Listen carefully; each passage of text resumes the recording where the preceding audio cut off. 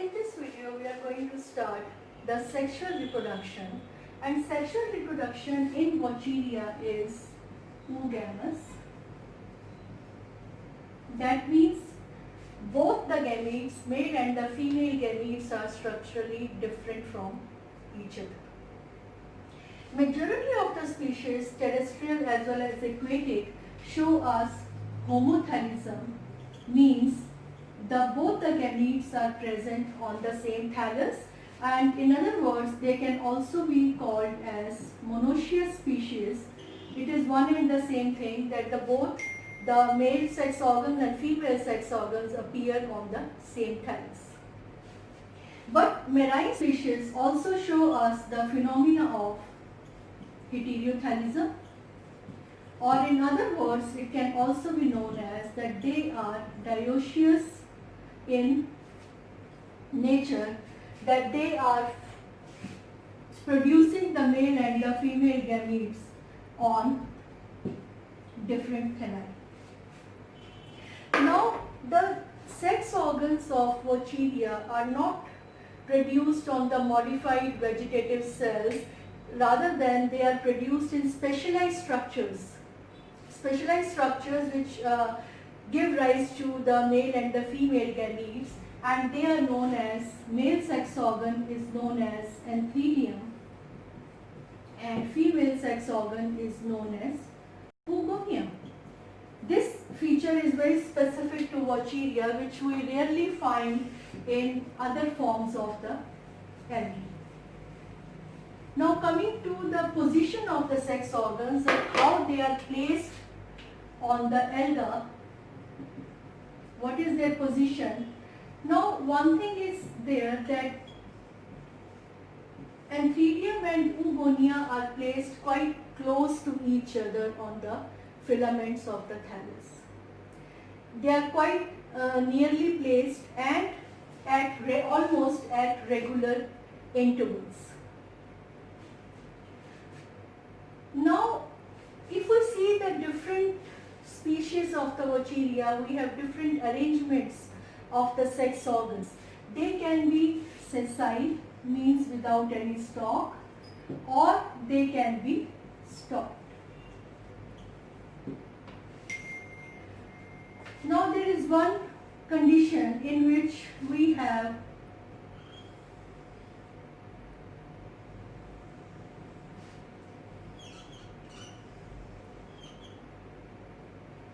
the sex organs which are placed like this. I hope you are drawing the diagram along with me.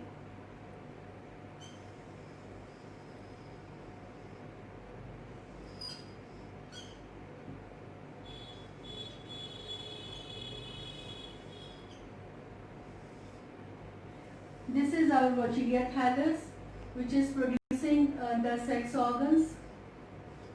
This is anthedium, which is placed in the center, and this is oogonium,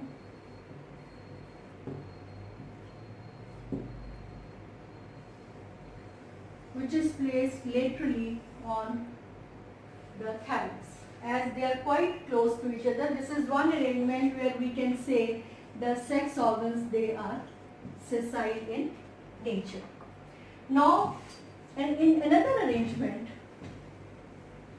where they are present on a short stalk, which we call it as the pedicel.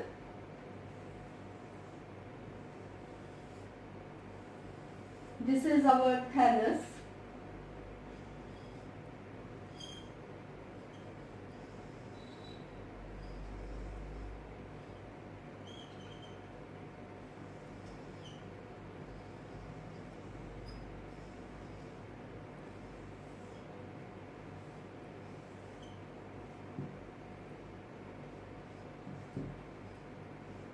This is anthedium and this is oogonium.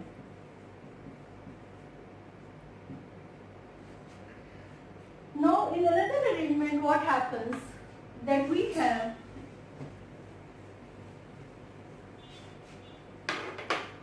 the antheridium which is placed at the lower side, and it is the oogonium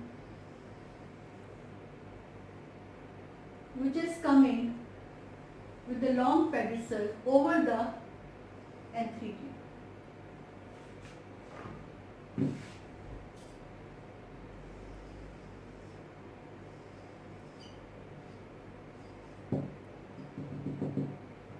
This is oogonium and this is antheridium.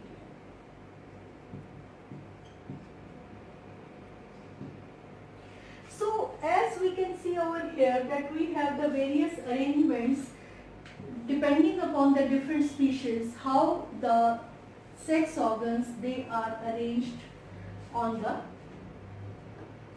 filaments of the Wortschia. Now first we will take up the antheridium.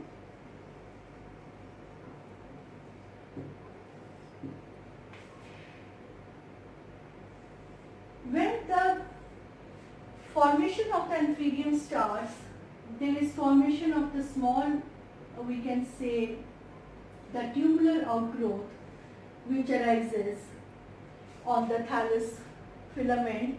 One thing more I want to add over here, that the production of the antheridium as well as oogonium starts almost at the same time. They start their formation simultaneously, or there can be a gap of very small period of time when the production of the antheridium as well as oogonium starts. Now first we will take up the formation of the antheridium. That it starts as a small tubular outgrowth, and this all the chromatophores and nuclei, and they start shifting towards this, and this tubular outgrowth increases in size, and ultimately it takes the shape of, we can say, a hook-like structure, or we can say it can be called as hook-like structure, or it can be called as a horn-like structure, that we have the chromatophores, nuclei moving toward this. Initially it can be colorless, and most of the species we find antheridium colorless when it is mature, but in some species it may be green in color.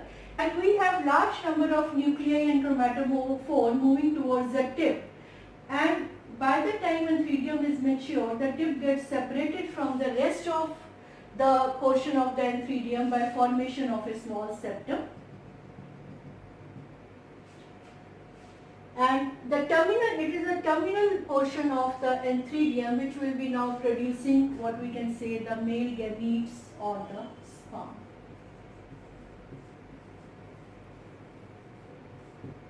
They are arranged in the terminal portion of the hook. Now, if we see the structure of the male gametes or the sperm, then they are oval or pyrenoid in shape, because each nuclei inside this antheridium gets separated from the rest and accumulates a small bit of cytoplasm around it, and it bears two flagella which are laterally placed, unequal in length. The flagella which is directed forward, or you can say upward, is shorter in length as compared to the flagella which is directed backward or downward is longer in length. Large number of these male gametes, they are produced within the antheridium, and they remain enclosed until the dehiscence of the antheridium takes place, and all these gametes they come out. So this is the structure of the antheridium. Now coming to the structure of the oogonium. Now as we see the production of the gametes or production of the sex organs, we can say, then like I told you that the production starts simultaneously. Like we see the tubular outgrowth for antheridium, similarly we see a small portion which is coming out in the form of a bulge near the antheridium, and the chromatophores, they move over into this portion, and this portion is known as wanderplasm.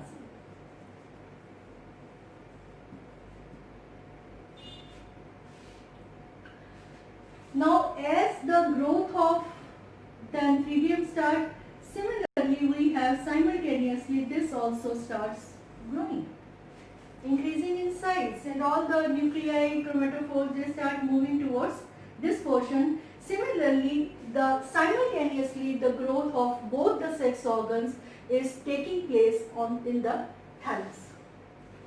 Now at the time of the maturity we can say that we find these structures, that antheridium, like we have seen that it is horn shaped or hook shaped. Similarly, the oogonium takes the oval shape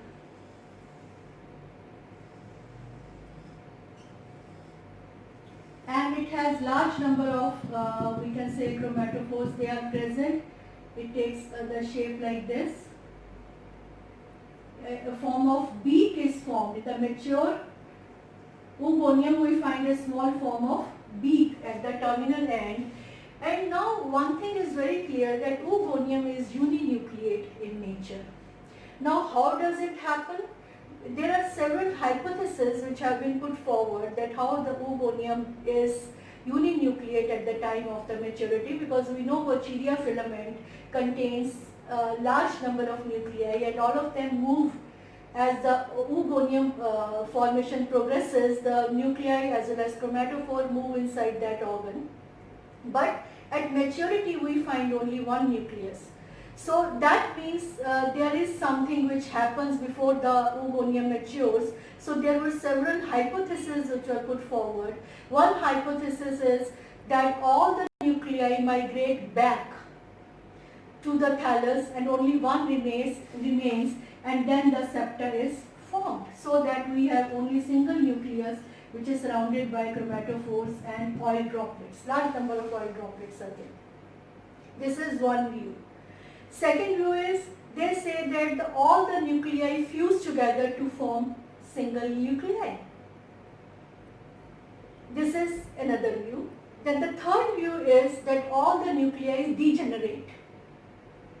They get degenerated except one, which becomes the nucleus of the egg. So there were several hypotheses, and nothing has been, concrete, or we can say that yes, this is the hypothesis which is accepted worldwide. It is simply, we can say, we can just propose that either of the thing happens, and we have the single nucleus which is there in the oogonium, and then it is separated from the rest of the wall of the oogonium and forms what we call it as the oospore, or it can be known as oosphere. Now oosphere is a rounded structure which contains single nucleus, large amount of oil droplets, and it forms a small colorless hyaline area at the tip. This hyaline area is in a way a receptive spot. This we call it as receptive spot because it is this region, we can say, which will be the place where the male gamete will enter into the female gamete or into the egg. So this receptive spot is formed just below the beak region of the oogonium. Once we have the complete structure, development of the complete structure of the oogonium with the beak and the receptive spot inside the oosphere, then the formation of the oogonium is complete. Now we have the oosphere, we have the male gametes which are produced inside the antheridium. The next step, that is fertilization, and before fertilization the step which occurs, that is the dehiscence of both male and the female sex organ. Now usually the antheridium dehisces by the formation of an apical aperture. If you remember the structure of the antheridium, we have the structure like this.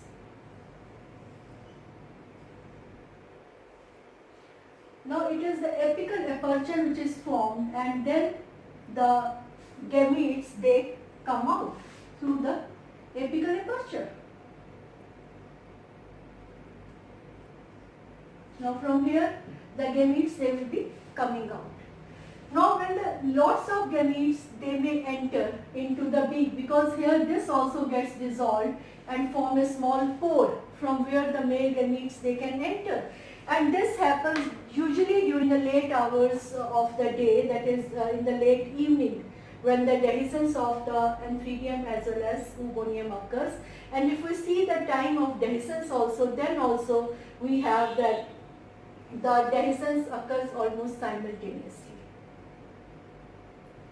And the male gametes, or you can say the sperm, lots of sperms, they can enter over here inside the beak. But only one will be able to enter or pierce through the receptive spot. Only one male gamete can enter, and then once it enters over here, then this nuclei of the gamete starts increasing in size, because the nucleus of the oosphere is quite bigger in size as compared to the nucleus of the male gamete. So first thing which happens before fertilization is increase in the size of the nucleus. It almost comes to the same size as that of the size of the nucleus of the oogonium, and then the fusion occurs or fertilization occurs, and we have the formation of the zygote. Zygote will develop a thick wall around itself and undergoes a period of rest. So this is how the fertilization gets completed, we can say, in the volvox. And once the zygote has taken the period of rest, then it will undergo germination. And as we know that the thallus of the Vachyria is haploid, so the first thing which occurs in the zygote nucleus is the meiosis. We don't find the formation of the meiospores in this, it is simply that the meiosis occurs and we have the haploidy incorporated inside the zygote, and then it will germinate. It will germinate to produce a germ tube, and this germ tube can give rise to the filaments as well as, we can say, the rhizoidal portions. Or another tube occurs which will give rise to the rhizoids, and the germ tube will give rise to the yellow-green or the aerial filaments, which will keep on dividing and producing the complete thallus. So this is the complete life cycle of the Vachyria. Now one thing I want to add over here is that when we complete the life cycle, there are certain questions which are asked. Sometimes you people are asked to give the graphic representation of life cycle of a particular plant, like here we are considering Vachyria, so life cycle, graphic representation of the life cycle of the Vachyria. Now in the graphic life cycle, what we do is we make the life cycle like this, that this is our Vachyria plant. It will reproduce by vegetative reproduction, which is quite rare, fragmentation. Then we say asexual reproduction, and all the ways of asexual reproduction, that is zoospore, aplanospore, echinids, or we can write here also as hypnospores, we have covered this, or we can write it as cyst. So they will produce the Vachyria plant. Now on the other side we will talk about sexual reproduction. In the sexual reproduction we have Antheridium and Oogonium. These are the special sex organs which are produced in the Vachyria. Antheridium will produce sperm. This will produce egg, or you can say oospore or oosphere. Now Antheridium is haploid, this is haploid, male gamete is haploid. Now sperm and this will combine in fertilization to form zygote, which is 2N, and this zygote will undergo meiosis to produce haploid plant. So this is the graphic representation of life cycle of Vaucheria, and one thing is there, when we are writing about the graphic representation, then we have to give a summarized view of the life cycle of the complete plant along with this. If you are asked in a question to give the graphic life cycle of the Vaucheria, you will draw this diagram as well as summarize the whole life cycle. A little, a descriptive explanation is also required along with the graphic life cycle. But when people are asked to give the diagrammatic representation of a life cycle of a plant, then in the diagrammatic representation we will draw all the diagrams representing zoospore, planospore, kinetics, and similarly sexual reproduction. And then diagrams are, because self-explanatory, they will be well labeled. So there is no need to give any descriptive view of the life cycle of the plant. We only have to draw the diagrams, and they should be well labeled diagrams only. No need of any explanation is required beyond that. So this we have to take into consideration whether we are asked about the graphic life cycle representation or we are asked about the diagrammatic representation of the life cycle. Now, once this is there, the next which I wanted to cover, that is our economic importance. As far as economic importance of Xanthophyta is considered, the Xanthophyta are considered as important contaminants in the source of water, like drinking water supply. Vaucheria members are mainly useful in the stabilization process of the mud.